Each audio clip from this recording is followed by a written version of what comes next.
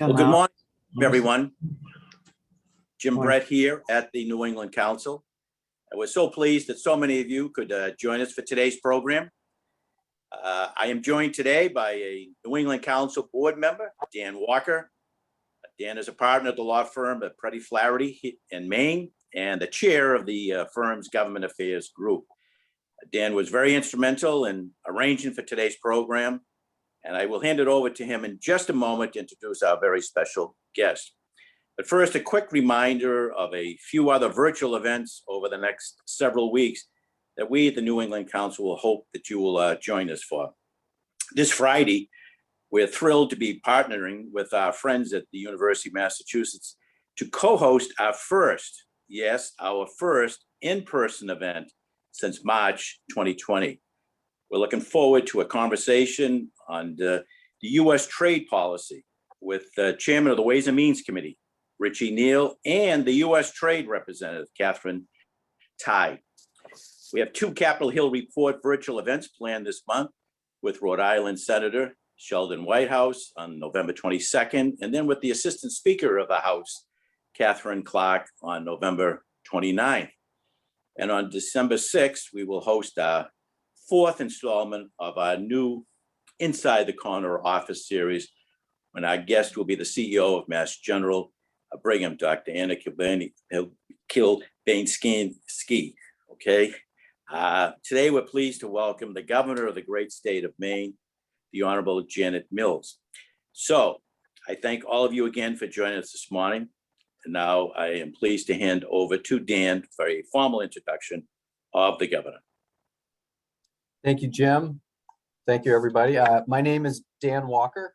I'm the chair, as Jim said, I'm the chair of Pretty Flaherty's Government Relations Group. We're based here in Maine, but we're also active in New Hampshire and Massachusetts as well in that realm. Just want to give a shout out to the New England Council. The New England Council has been a wonderful partner. I'm sure a lot of you have continued with in these forums throughout the pandemic, and hopefully we'll all be back together soon and participate in that way, which we were looking forward to. It's a great honor today to introduce a friend and a former colleague and the governor, Governor Mills, for this presentation today. She's the 75th governor of Maine and the first woman to hold this position. She was born and raised in Farmington, Maine, where she still lives today. Janet has done a number of a lot of public service through her time in Maine, including as an assistant attorney general, where she started, and then as the district attorney for Androscoggin, Franklin, and Oxford counties, being the first woman to be elected as a DA in New England. That is the trend here. She co-founded the Maine Women's Lobby. Prior to being governor, she served as the Attorney General of Maine, again, as the first and only woman to hold that job. And as Attorney General, and which she's continued now, it's been her mission to stand up to those who've tried to exploit Maine people. In Governor Mills' victory, she earned more votes than any governor in history.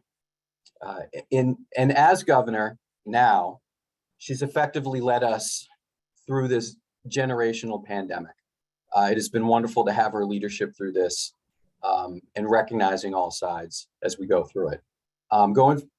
As governor, her focus has been providing affordable quality healthcare to all Maine people, encouraging a strong economy in both the rural and urban parts of our state, providing access to world-class education straight through to higher ed for all of our people, and ensuring Maine is a place where we want to come back to if we've left, to find opportunities, put down roots, and raise our families. So with that, Governor Mills, thank you for joining us today.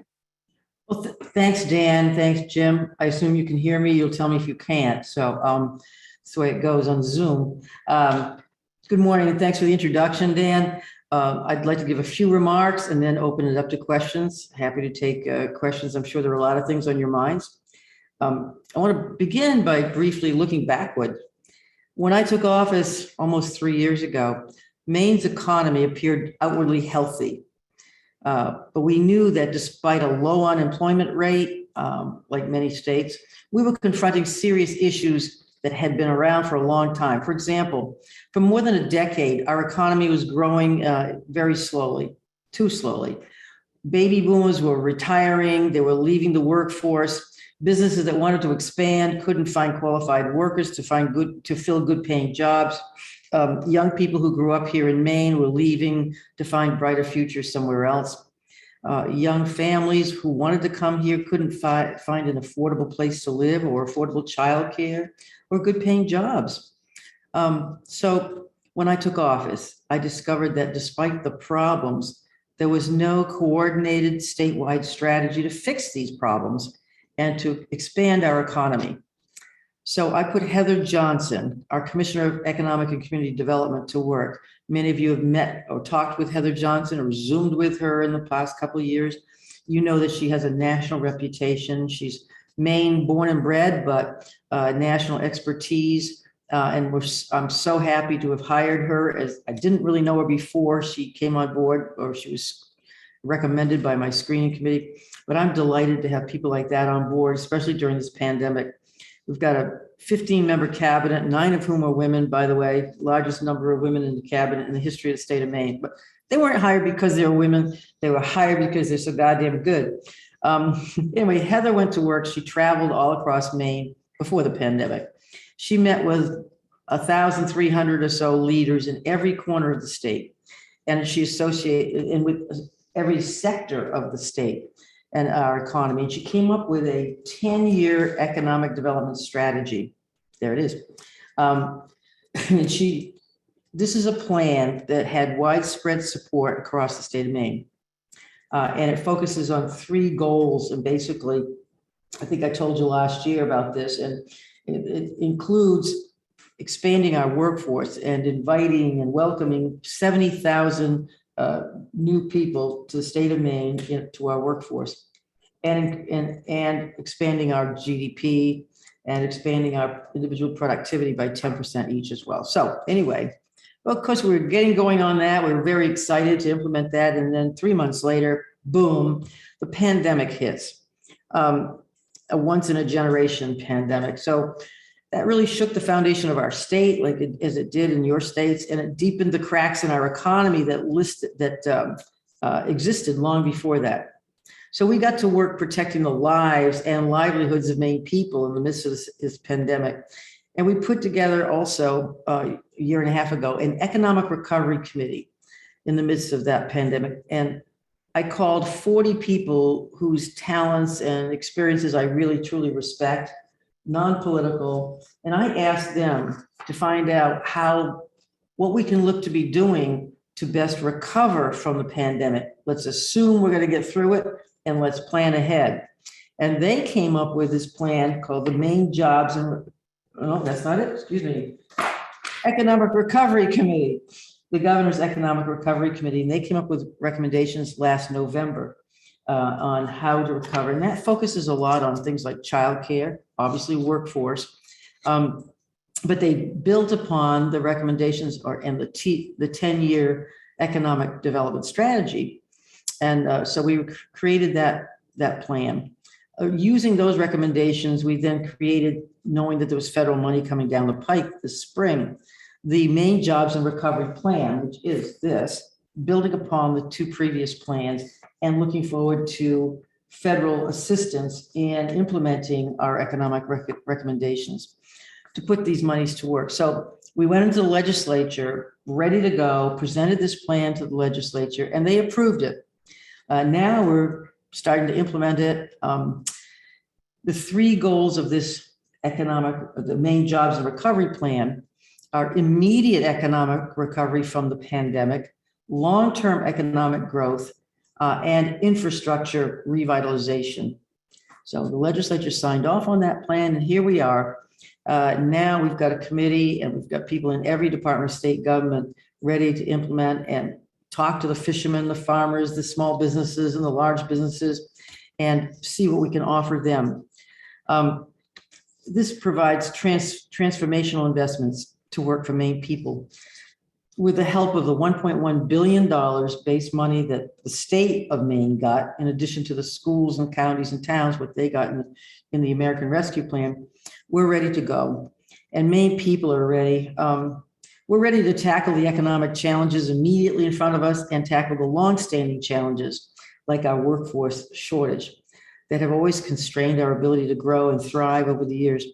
The first day that the Maine Jobs and Recovery Plan took effect on October 18th, I announced $139 million to support small businesses, including $20 million for a new small business grant program, $39 million to help lower monthly health insurance premiums. It's basically a subsidy, monthly subsidy for small business health insurance, and $80 million to replenish the Maine Unemployment Trust Fund and mitigate tax hikes for small businesses. Unlike many other states, we did not borrow to supplement our unemployment trust fund. We used what's there, and we've been paying back into it without having to pay interest to the federal government. So we launched that new small business grant program last week. That comes on top of the more than $273 million we've already provided in federal support to 5,224 businesses and nonprofits during the pandemic. That includes a lot of numbers here, a million here, a million there, but that includes more than $5.6 million in economic recovery grants that we paid out to 94 Maine charter transportation companies and businesses that were disrupted by the federal government's extended closure of the US-Canada border, which thankfully has ended this week. Well, since that first slate of initiatives, I've also announced more than $14 million in federal funds under the Maine Jobs and Recovery Plan to encourage people to pursue healthcare jobs in Maine and to strengthen the state's healthcare workforce, including new programs that make it more affordable for people to become healthcare professionals and to make it easier to advance in their careers once they do. We're providing scholarships and loan forgiveness programs for healthcare professionals, pumping up the community colleges training programs. The healthcare workers have been the backbone of our response to COVID-19 here as in other states. Those individuals have shown up on the front lines for more than a year and a half to save the lives of Maine people, all the while enduring the risks to their own health and the added pressure and stresses of the job.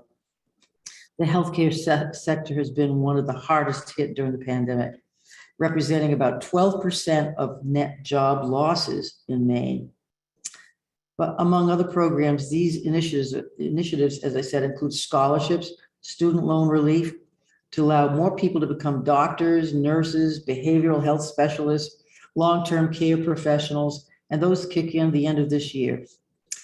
I've also announced more than $30 million in federal funds to help Maine people weatherize their homes, reducing their reliance on harmful fossil fuels, cutting their energy costs, and we established a clean energy partnership that will provide career training like apprenticeships to help people, to equip Maine people with the skills to fill good paying jobs in Maine's growing clean election sector. We've seen a really a good influx of people coming to Maine to engage in work in the areas of clean energy, weatherization, solar development, wind and whatnot. And it's mostly younger people. When I say younger, that's all relative, but we're seeing a younger workforce come to Maine, excited about joining our clean energy workforce. Right now, of course, Maine is the most heating oil dependent state in the nation, something that our environment and Maine people pay the price for every time we go to turn up the thermostat.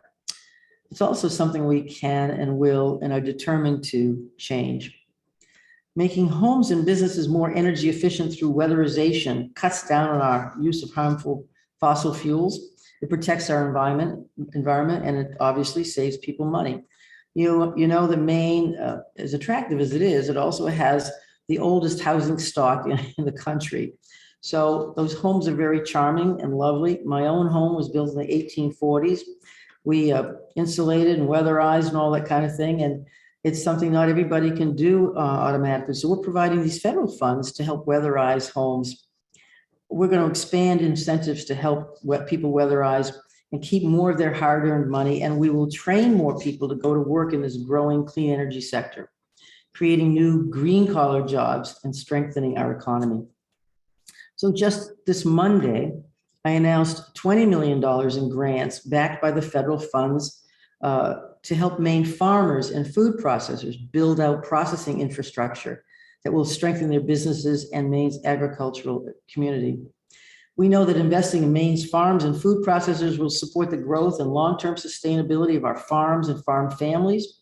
It will increase the supply of locally grown food, which is more and more popular, and it will increase Maine's agricultural exports, all boosting our economy all around. Just yesterday, I visited a beautiful 170-acre blueberry farm, 7th generation farmers in Hope, Maine. And not only was the view beautiful, but the new processing plant that they've instituted with the help of our federal grants has made them self-sustaining, creating new product lines, and a very popular place to shop. This afternoon, I'm going to be making another announcement about a new initiative to support Maine's fishing industry. And later this week, we'll be talking about how we're going to support Maine's forest products industry with the help of the American Rescue Plan. Well, and I'll later be announcing more investments in education and training programs, workforce housing, childcare, broadband, more help for small businesses, all of which we intend will spur our immediate economic recovery from the pandemic and support our long-term economic growth. We're making progress, beating back the pandemic and getting back on the road to economic recovery. But Maine, as most other states, have a lot of work to do. More than 80% of Maine residents ages 12 and up are now fully vaccinated against COVID-19. More than 80%. That's a pretty remarkable achievement, I think. And with the FDA and the US CDC's approval of the Pfizer COVID-19 vaccine, we've begun vaccinating the young kids, 5 to 11-year-olds, and more than 2,000 kids just in the first 2 days have been vaccinated, being vaccinated against COVID-19. The look on the kids' faces is just wonderful to see and feel their enthusiasm and their optimistic outlook for being healthy and protecting their own families.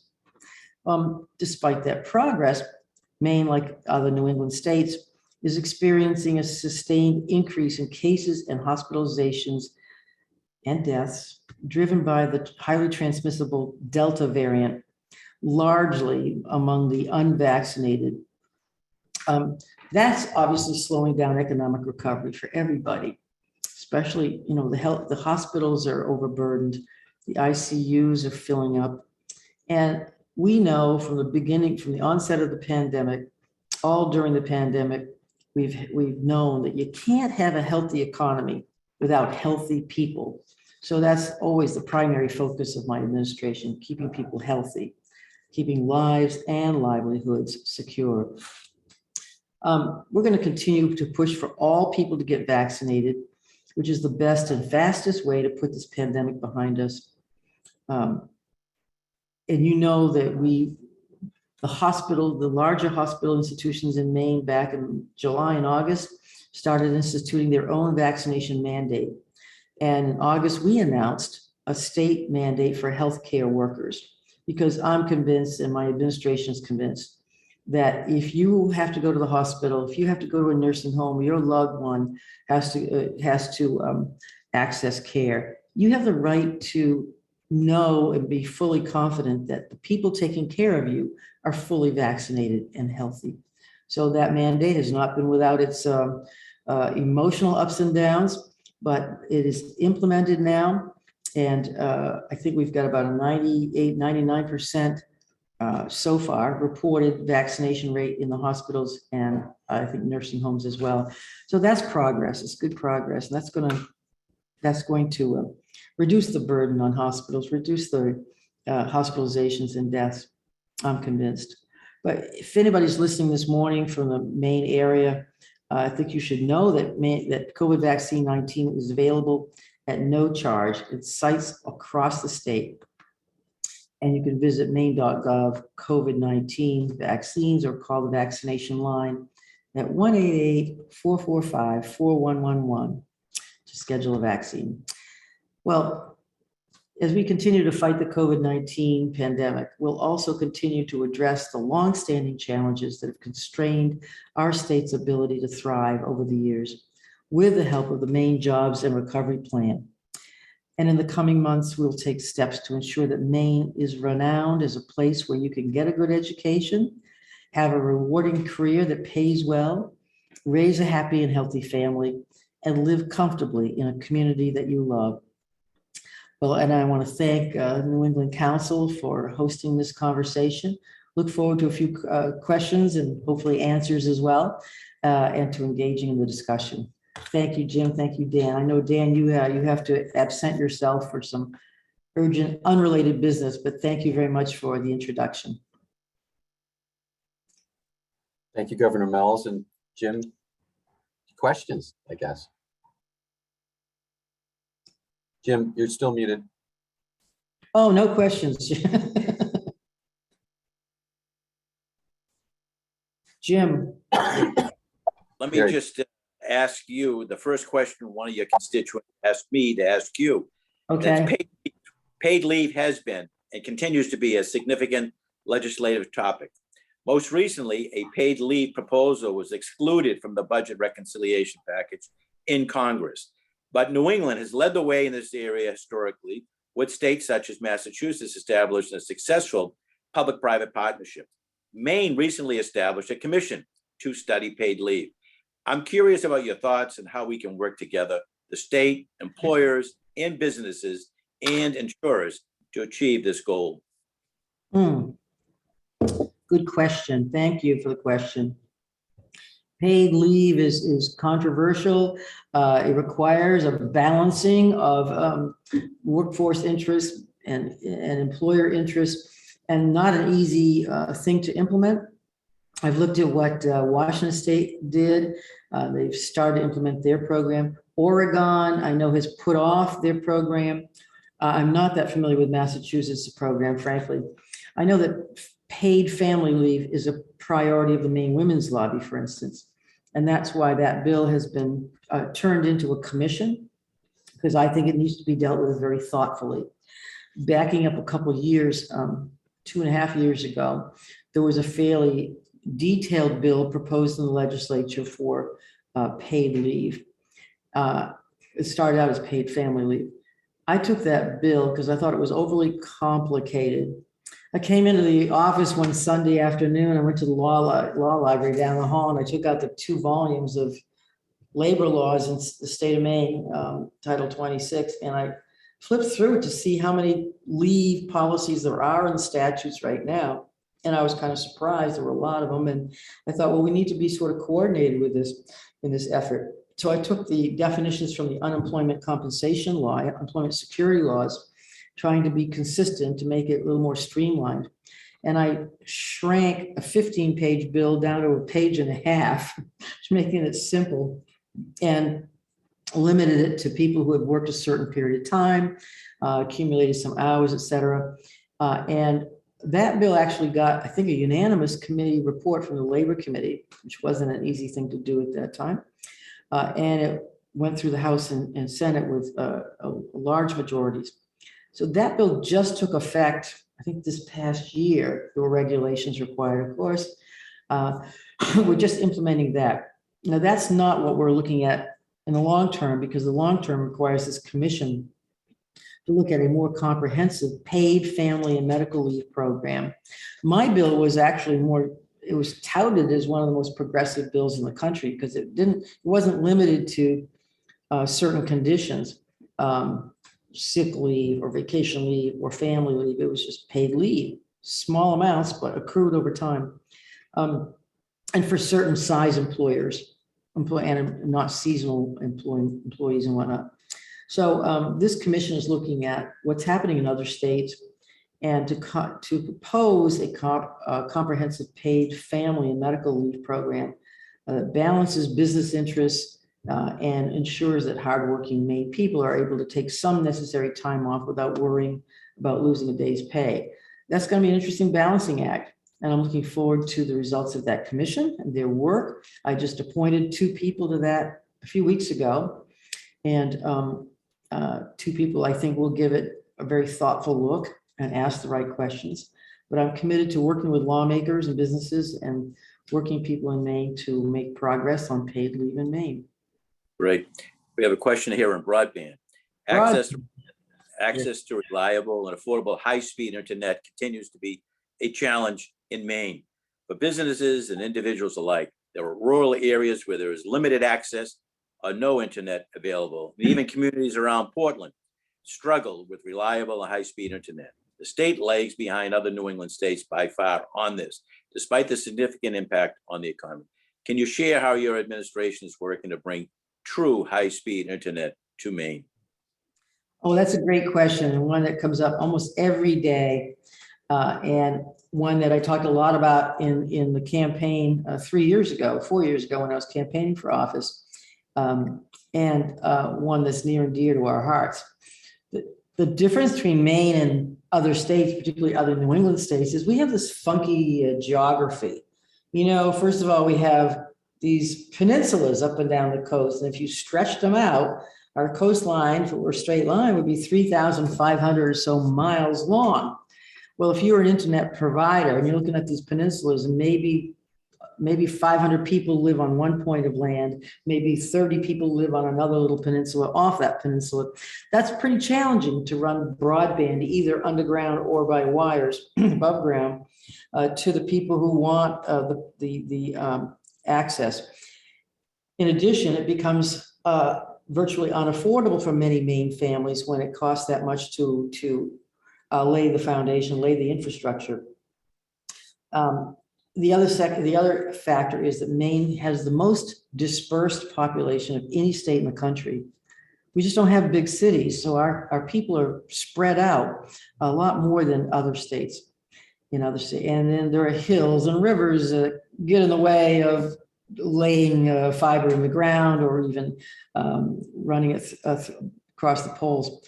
I will add that the corridor that was on the ballot last Tuesday, if the corridor is completed, it will also include fiber, 145 miles of dark fiber, 120 fibers around down that line, and also from Jackman to Lewiston and from Windsor to Wiscasset. Unfortunately, that didn't get really discussed in the campaign on the corridor referendum, but regardless, very interested in using the federal funds for expanding broadband and not just fiber, but whatever works in the different regions of Maine. The first step is mapping. We've tried to use the federal definitions of what's high speed and what's not. And we have not found accurate mapping by the USDA or the FCC to be effective, to be accurate. And their definitions are just not very accurate. So the first thing is to map the state of Maine, to truly identify where the gaps are, what's high speed up and down. If there's one house or business in a whole community that happens to have Starlink or something and happens to have good, 100 down, 25 up or 20 up or something, decent access, that doesn't mean the whole community or the whole neighborhood has that access. So that's the first step, engaging in broadband mapping to figure out which areas of our state really need to be connected or can be connected. Secondly, we have to invest in the infrastructure, especially in rural Maine and those funky peninsulas where it's not profitable for private companies to build out broadband to more households. That's where the public sector, I think, has to step in. So last year, we secured $15 million in a bond that people voted on. And that was the first new investment in internet access or expansion in more than a decade. And that's being used right now for 20 projects in 11 counties across Maine, serving more than 8,500 locations. That's the second step. Thirdly, we dedicated during the pandemic $5.6 million in federal CARES Act funds to build permanent internet infrastructure to more than 730 households because of a lack of access to education over the internet and healthcare over the internet. We bought hotspots and learning devices for Maine kids, more than 24,000 kids across Maine, so they could stay connected with their schools and their teachers. Then earlier this year, we created legislatively the Maine Connectivity Authority. Maine Connectivity Authority, I think this is the first in the country, backed by more than $21 million of the Maine Jobs and Recovery Plan, the federal funds, and more than 129 million through the American Rescue Plan. That authority, I made 7 appointments almost immediately, as soon as the bill passed in July. That authority can do a lot of things that the Connect Me Authority will work within that new authority can't do. Like they could own physical broadband infrastructure, poles and wires. They can hold equity in broadband projects, and it's empowered to provide grants and loans and to work with the private sector and local communities to leverage investment and coordinate build out of infrastructure. More importantly, it will focus on affordability. It's easy to talk about laying fiber, creating the infrastructure, but then what happens? So many Maine families can't afford $50, $80, or $100 a month for internet access. You just can't. And small businesses as well, but you need that access. So we are the Maine Connectivity Authority is going to help communities get the infrastructure they need and affordable plans over the course of the coming years. We just nominated, we'll nominate Andrew Butcher, who's currently the director of the Maine Broadband Coalition. He's going to serve, he is serving just as of this week, as the Maine Connectivity Authority's first president. And that's somebody who has a wealth of experience, and I'm really excited about working with him to expand broadband further. You know, it's easy to say, we need broadband in Mattawamkeag. Yes, we do. And legislators from those areas all know that, but it's not as easy as waving a magic wand and doing it effectively and affordably. So those are our goals. You know, under the infrastructure bill that was just passed by Congress and is about to be signed into law, I think Maine is about to receive about $2.5 billion. So obviously it's an opportunity for you to address the backlog of projects. Are there any that come to mind that you would really like to address with that kind of money coming in? Oh boy, we're still looking at the bill. I've been talking to my commissioner of transportation, excuse me, and he's looking at the backlog of roads and bridges. You know, the American Civil Engineer Society has ranked our roads and bridges with like a C or C minus, I think. So we have a long ways to go, especially the bridges. He's got a plan, and we're going to implement it. We're going to be able to advance our the transportation, highways and bridges plan. Plus, I think there's something like 65 billion nationwide for broadband. I don't want to be quoted, but there's a lot more money for broadband. So, I mean, while we're doing the roads and bridges, we also can lay fiber. I wrote to my town manager just yesterday. I said, "You're redoing my street. That's great. Can you lay fiber at the same time? Because it's kind of cheap and easy when you do it then." You know, a dig once policy is I think, a smart thing. So, yeah, we've got a lot of plans for that money, and it's going to really enhance the community, the economy of the state, and help us be safe. We have a question here on supply chain. With supply chain shortages, increased cost of heating fuel, and inflation projected to continue into 2022, what is your administration's top priority or programs to help consumers in Maine as they navigate these increased costs? I think there was something in one of your daily newspapers talking about double-digit electricity supply rates this coming winter. Yeah. Yeah, and the increases in gas and oil, which the Federal Reserve Bank and others predict will go higher even in January of this year, and that's something we're trying to prepare for. There's no easy solution. It's a national phenomenon. We know that as a result of the worldwide economy and the backup of the oil producers, that there are dramatic increases in the price of oil and gas, which then drives the price of other things like plastic and we're well aware of what President Biden talked about in terms of the shipping containers that are backed up on the West Coast and causing a supply chain problem.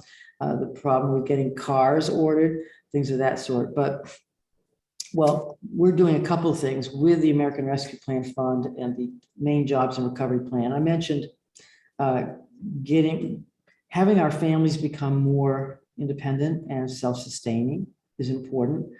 I think that's one of the main things we learned from the pandemic is that we don't live in a bubble, but we can live amongst ourselves within our own communities, produce some of our own goods to a more sustainable extent. That means food, fisheries, agriculture.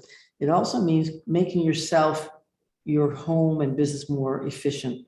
And that's why we're focusing right now on weatherization and making sure people are ready for winter.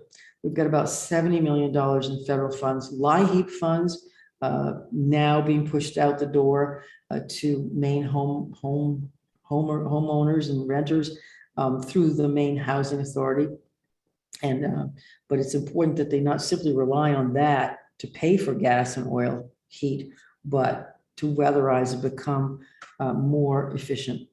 So there are a lot of things that, a month or so ago, I was hearing that saline was backed up in the supply chain. So hospitals were looking for more supplies of saline.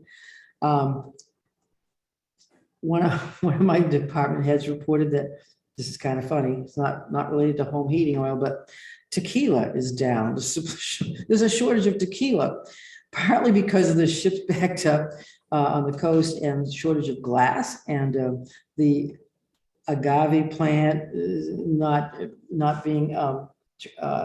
producing as it did, and also because we enacted a law that codified one of my executive orders during the pandemic that allows home delivery of cocktails. So all summer long, I guess people in Maine ordered margaritas. There's a shortage of tequila, not to make light of the serious effects of the supply chain challenges that every state is seeing across the country. But that's just an interesting example.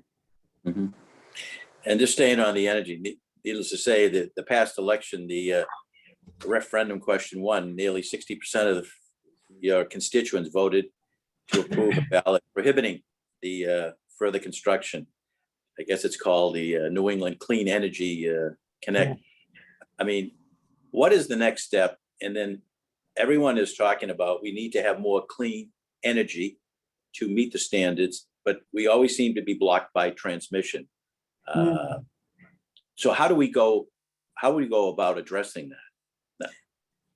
Well, right now, the whole matter of the effectiveness of the referendum, which did pass by a large majority, the legal effect of that is in the courts. That question is in the courts. And the matter pending in front of our Department of Environmental Protection too, about the effectiveness of the referendum on the existing permit. Well, so I don't want to prejudge the outcome of those matters, but I disagreed with the proponents of the referendum. I've supported the corridor. I still support the corridor as a matter of policy because it is hydropower. It is clean energy in my view. I also understand the deep frustrations with our utility. CMP has been very controversial in the last few years over service issues, management, and reliability, and billing. The billing system resulted in a lot of issues in the last couple of years and been the subject of Public Utilities Commission hearings and management audits that are ongoing. I fully expect any utility in the state of Maine, including our two major ones, to deliver on their mandate of delivering affordable, reliable, and quality electricity to Maine people. With the matter of the NECEC now in the courts, I just hope for a swift decision on its status so we can then move forward one way or the other, whatever the result may be. I think we also, again, want to move forward and become less dependent on fossil fuels for electricity, for generation, and for heating energy. So energy prices are driven by global fossil fuel markets, and we want to be less dependent on that in the long run and the short run. Well, here's a softball question for you. Tourism. We're Whenever for it. whenever we are able to meet and talk to our fellow elected officials from Maine, the one thing I always feel we should bring up is the natural beauty of that beautiful state. People from all over the world experience the lakes, the mountains, the seacoast, all the outdoor activities they provide. Just comparing last year to this year, what is the biggest difference you've seen or are seeing in the level of tourism in Maine? Are there any lessons you've learned in the past year and a half dealing with this pandemic that will help guide your tourism decisions going forward? Well, of course, the pandemic had a significant effect on our tourism industry, both good and bad, actually. We saw heavy use of our campgrounds, state campgrounds and private campgrounds a year ago and this year. And I think about 60% of it last year was driven by Maine people going to Maine campgrounds, a much higher percentage than before. So people were getting out to stay safe, to stay healthy, and just enjoy the outdoors. Obviously, the closure of the Canadian border affected us dramatically, more than any other New England state. And the number of visitors declined for a number of reasons during the pandemic. But following public health precautions and safety measures, I think we became known as a safer state, a safe state to come to. And that resulted in a good level of tourism. Our overall number of visitors declined last year, of course, but families flocked to rural Maine communities like Franklin, Hancock, Lincoln, et cetera, like never before. Sales for outdoor gear and equipment increased significantly. Visits to state parks and private campgrounds saw record highs, even last year when out-of-state visitors and out-of-country visitors were not coming to the previous levels. I think Maine is well positioned to welcome people here as truly the safest state in the nation. Not only do we have the lowest crime rates and lowest violent crime rate, we keep competing with Vermont, but we have twice as many people, but just as low a crime rate. But we've also managed to keep people pretty safe during COVID to a greater extent than almost any other state. Right now, as I said before, we reached a pretty important milestone of more than 80% of all people over the age of 12, 80% having been fully vaccinated. I think for many people during this pandemic, it's revealed what truly matters. It's revealed that we are a safe place to live, work, and explore and do business, that there's something here for everybody. And even during the darkest days of the pandemic, tourists spent $4.8 billion in Maine, and they supported more than 90,000 jobs because we showed them that a better way of life is here, waiting for them. And obviously the natural beauty that we brag about and enjoy is something that is attractive to everybody. It's also why we're, again, going back to the American Rescue Plan, the Maine Jobs and Recovery Plan, we're investing $50 million in improving our state parks. We had such an influx of people at the state parks. We're putting this money into improving their amenities, making sure that they're more accessible. And that's the first meaningful investment in our state parks in more than a decade. So we also, in a bipartisan, unanimous way in the budget, in the state budget, the Appropriations Committee and the legislature appropriated $40 million for the Land for Maine's Future. And just yesterday, we saw another purchase of a beautiful property, a coastal property, to provide access to all people to Maine's natural beauty and waterfront access to people. And that's to conserve Maine farmlands and forests and working waterfronts. $40 million for the Land for Maine's Future it's never been invested to that extent in the state budget itself. It's always been done by bonding, and we're not doing it by bonding. We're just going to, over the next 4 years, invest that money in the purchase of lands and waterfronts. Mm-hmm. Just a question on education. I just read in one of your newspapers that and the University of Maine has seen a nearly 5% decline in enrollment over the last 2-year period. But in particular, the community colleges have seen a 13% decline in light of where employers are looking for skilled employees. Seeing that 13% in particular in the community colleges, is this something that is a red flag that would potentially slow economic growth in Maine? Yeah, I mean, yeah, but some campuses have actually seen an increase. I was a little confused by that story, and I got to confirm the actual figures, because my understanding also was some of the bigger campuses of the university were seeing an increase in enrollment. We'll follow up on that, but on public education in particular, we've met some goals that have never been reached before. Even before the pandemic, we funded, we put Maine on the path to universal pre-K. We invested in career and technical education centers, the secondary schools, voc techs, the first time in decades. And we increased the budgets for the community colleges and the university system.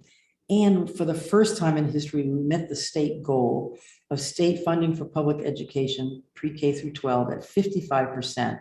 That alone this year was a remarkable achievement, but we're doing more to provide incentives for people to go to the community colleges, to go to the university, and get skilled up.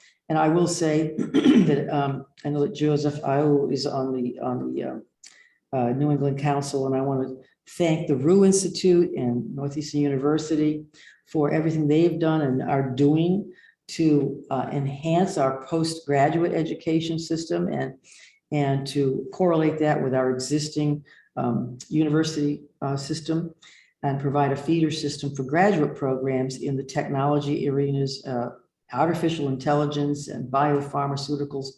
This is very exciting news. And that's going to draw people to Maine. We want to become a technological hub, and Portland especially provides that opportunity right now. And more importantly, in the broader sense of supporting the community colleges and the university system, childcare is an important factor in people being able to go to school. Many families need childcare in order to go back to school, go to school. We had 100% of our public schools open for in-person instruction last year, some on hybrid schedules, maintaining social distancing, but 100% of them were open for some period of time. We've got, again, the broadband issue that relates to community colleges and university systems. We have provided schools during the pandemic with $360 million to allow them to stay open. PPE, internet devices, learning facilitators, and all that. We actually use the community colleges in an interesting way. When we saw teachers being hesitant to go into the classroom or having child care issues and having to stay home, we decided to develop a new profession, learning facilitators, somebody with not a teaching degree, not a teaching certificate, but with an interest in providing help to kids, getting a 3-week program at the community colleges to become a learning facilitator. That person goes into the classroom, and the teacher may be teaching remotely into the classroom. The facilitator helps guide the curriculum and channel it to the students. And that we've trained up hundreds of people that way. It's just an interesting thing. We also want to do more to provide childcare at schools, public schools, to post, after school care. But the community colleges are very important to us in getting people trained up, and we're going to do everything we can to make those programs more accessible to more people. There are a lot of people aren't going right now, but right. I know we only have a few minutes left. I just have 2 questions. One was really on healthcare, but you've touched on a little of it already. The question really was, as we emerge from COVID, what healthcare policies will the governor prioritize in Maine next year? I mean, you've spent a little time talking about the high percentage, the people who've been vaccinated, the people who work in the nursing home or the hospital, like 98%. But going forward beyond that, the COVID, other healthcare initiatives that you'd like to announce or propose? I'm not going to announce anything new today, Jim, but thanks for the opportunity. News today. The legislature did a lot, and I was pleased to sign into law a lot of interesting things this year during this legislative session. Measures to reform prescription drug pricing and address price gouging by pharmaceutical companies. Measures to reduce the burden of health insurance on small businesses. As I said, we're providing a supplement to a little bit of a subsidy to small business health insurance plans. Reproductive care, we expanded on during this session and the last legislative session. Expanding Maine care was the first thing I did right out of the box to more than 80,000 people in Maine. And also this year, the legislature expanded Maine care benefits for adult dental. So that's going to be interesting. And I'm looking forward to expanding on a very complicated matter related to small businesses, small business healthcare cost relief. We've been working on that for a couple of years for this individual and small business market. We also implemented our state-based marketplace just this year. We were one of 3 states to be approved by CMS just recently. The administrator of CMS came to Portland about a month ago, and we're pleased to join her in a press conference about state-based marketplace. Maine people are currently enrolling through something called coverme.gov, and running our own marketplace. We're able to make it more accessible and add an extra month of access for enrollment. So I think, but on a related subject, the opioid epidemic is something that we're all dealing with, and it's so frustrating. In expanding Medicaid, Maine care in Maine, almost 3 years ago, we did see an influx of low-income people who needed substance use disorder treatment. And we are still, even during this pandemic, training up recovery coaches, expanding a distribution of Narcan to every public venue and every individual who needs it. Launching the Maine maternal opioid misuse program, providing medication-assisted treatment in the jails and prisons, facilities across the state of Maine, enhancing our strategic plan on opioid response, and increasing reimbursement for residential treatment. But boy, it's just really tough. And it's so hard to hear the news about children being exposed to drugs, including fentanyl. And you know, the DEA nationally has started a campaign against fentanyl, justifiably so. But anyway, that relates to the healthcare system and what some of the challenges that remain in Maine and every state in the nation. One of our frustrations. The final question came from one of your constituents again. You recently joined the Maine congressional delegation and sent a letter to Commerce Secretary Gina Raimondo to urge that the department remove undue burdens on the state lobsters industry as the department seeks to protect the right whale populations. For those who aren't aware, and I'm sure there are many, could you please give us just a walkthrough of what you and your federal colleagues are looking to do in this regard? Oh boy. Well, I got a response from my friend, Secretary Raimondo, yesterday. Okay, that's new. Good. Yeah. Well, yeah. She said, thank you for your letter. One of the problems is they're kind of hampered by the court system. There's been a federal court case, a big one in Washington, D.C., pending for 3 or 4 years now over the under the Marine Mammal Protection Act and the Endangered Species Act. And it's really tough. The court, the federal judge, imposed a mandate for biological opinion. And now the department is required to implement that and develop a take reduction process. And it's hard to simplify. It's a very complicated process, but that's what we're fighting over. And there's a lawsuit. There's also a federal court case in Maine. The federal judge just enjoined a significant part of the department's take reduction efforts. That is the closure of Lobster Management Area 1, which is a pretty large area, part of a suite of mitigation measures that was developed through a 3-year process. And we have opposed that closure for obvious reasons. A number of our fishermen fish there, and it's a significant closure during a significant period of time. And the frustrating thing is that we believe there's no evidence that the right whale's population has been affected by lobster gear in Maine. And we keep making that case. I say we, the state of Maine, our Department of Marine Resources, in conjunction with the Maine Lobstermen's Association and others, keep making that case. Their scientists say differently. They contend that lobster gear in general has been responsible for harming the right whale. We know that the right whale population is diminished significantly. It's under 400 now, but we're doing what we can in various venues, including the administrative venue and the federal court system in two different states, at least two different states right now. So not an easy issue. We do not want to see our lobster industry required to expand or change the way they do business. They've already done that once before to accommodate the federal government about 10 years ago. They changed their gear. But Maine Department of Marine Resources, which is headed by someone who's been a lobster fisherman and a fishing guide and whatnot, has spent years working with the federal government and working within the court system to help with the proposed rule to diminish the impact on Maine lobstermen. It ain't over. It's not over at all. But if they're forced to change gear by May, they'll have to move gear inshore by April, March or April.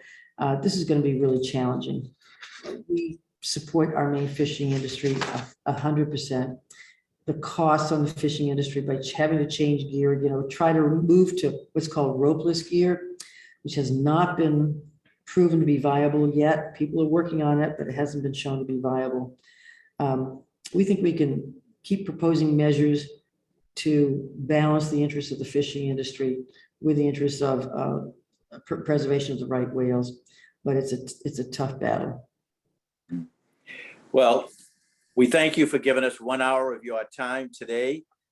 We've asked an awful lot of questions, great topics, whether they be energy, healthcare, education, the fishing industry, tourism, so many issues that are important to your constituents. But obviously you have a great deal on your plate, and we only hope that you continue to have success, stay safe, stay healthy.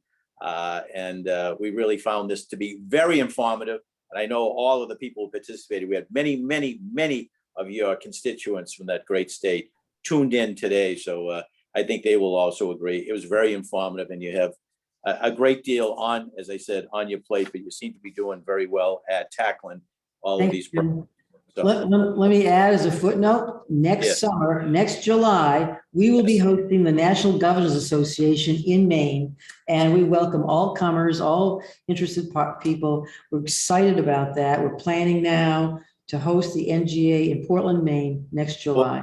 Keep it in mind. Oh, absolutely. That will be a must attendee for me. I'm glad you told me. Great. Governor, have a great day. And again, thank you for all. Jim. Okay. Thank you, all of you.